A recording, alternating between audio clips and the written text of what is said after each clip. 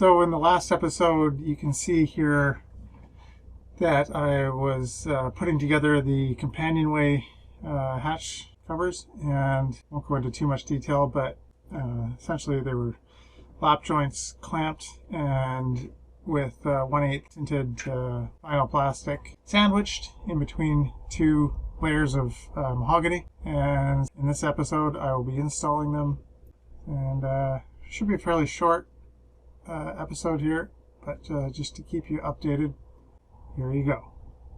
I suppose I should get a before and after shot here just so you can see.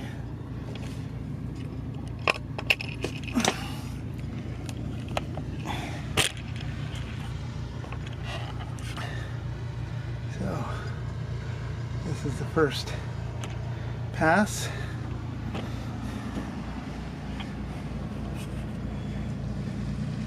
Coming from. God, I'm terrible with this videography. So we got a lot of Sika Flex, which I used for the surface. It just works. I mean, it's never coming apart. It's waterproof throughout all the joints. The original mortise and tenon or lap joints are just glued with wood glue, and so I'll have to sand all this flush and fit it and add the astragal, which is this piece here. Yeah, so this will be me sanding all day. So I won't bore you with the sanding, but you know, I just cycled through using 60 grit, I believe, and 80 grit, 100 grit, 220 grit on sanding blocks. But a lot of the work was done using a belt sander and plugged into the generator. And I have to say that the belt sander as a carpenter is probably one of my favorite tools. You know, for fairing a hull, for doing short work of fairing projects, you know, and doors like this, to get them flush, it takes a bit of a delicate hand to get so you're not cutting cross grain, but it takes a lot of you know, what took me 20 minutes with the belt sander would have taken me literally all day to sand out. So I didn't show it here because it's loud and it's hard to do both camera work and sanding, but belt sander, great tool. Anyways, onwards.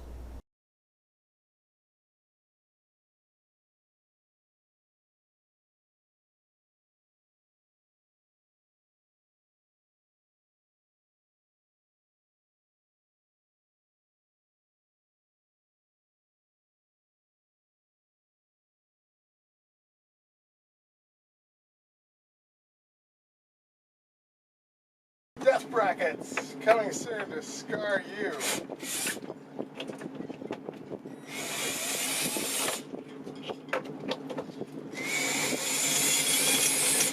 Are you in a panic to get off deck or on deck? Install death brackets.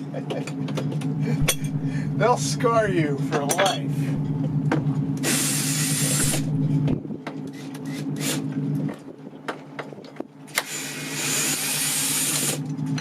Don't like your knuckles? Fire on board? Try death brackets. Death brackets coming soon. Okay, right, so the try fit. Let's see if all my calculating worked. Look at that. It's not looking too shabby.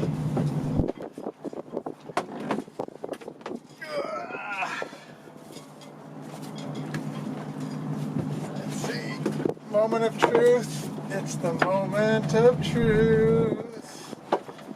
And they fit. Sort of.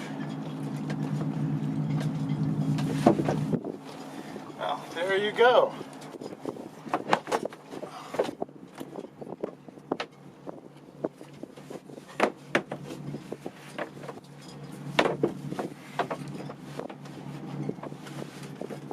God, how's that? Hey? How's that for a bit of companionwayness? Now, let's see if it fits with the hinges and all.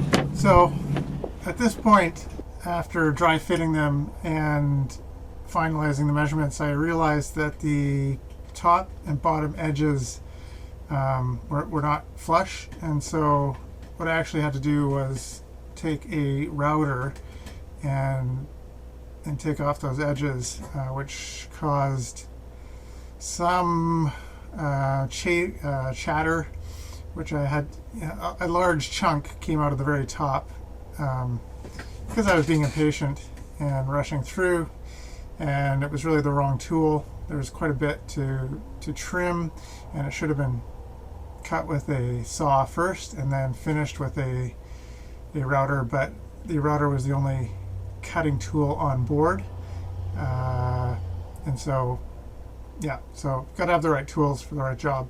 It's actually quite dangerous for me to be doing that on board with nobody else there, because a router can cause nasty injuries, and anyways, but that's besides the point. The doors turned out fine, but there was a significant amount of resizing to get them to dry fit properly once the hinges were installed, and so that took quite a bit of time, which I haven't included, but it was part of the process. And so here I'm impatiently getting on with the varnishing process using spar varnish. Nothing fancy. It's found at most hardware stores, and so it's more a function of practicality. I didn't stain it or anything in particular, but it matches the interior, and it provides good protection against the elements. So speeding through this, I won't bore you with the process, but there were 3 coats, and in between coats I sanded with 220 grit, and there should be probably about 5 coats, but I needed to get the doors installed so that I could lock up. And so yeah. Right, well, I've been busy, and so busy in fact sanding that I've neglected the camera work, so I apologize, but since last time we spoke, I've sanded and fully varnished the doors, Companionway hatch covers. Yes, they did fall over as I was gone, but they're fine now. So here I am installing the doors after their 3rd coat, and I actually left the boat to go pick up some supplies and left them to dry in the sun, leaning up against the bimini frame, and the wind blew them over, damaging the edge somewhat. So note to self, make sure it's secured at all times. Here I'm using quick release hinges so that the Companionway doors can be removed with ease. These are just stainless steel quick release satin finish hinges from Amazon. Quite good hinges actually for the purpose.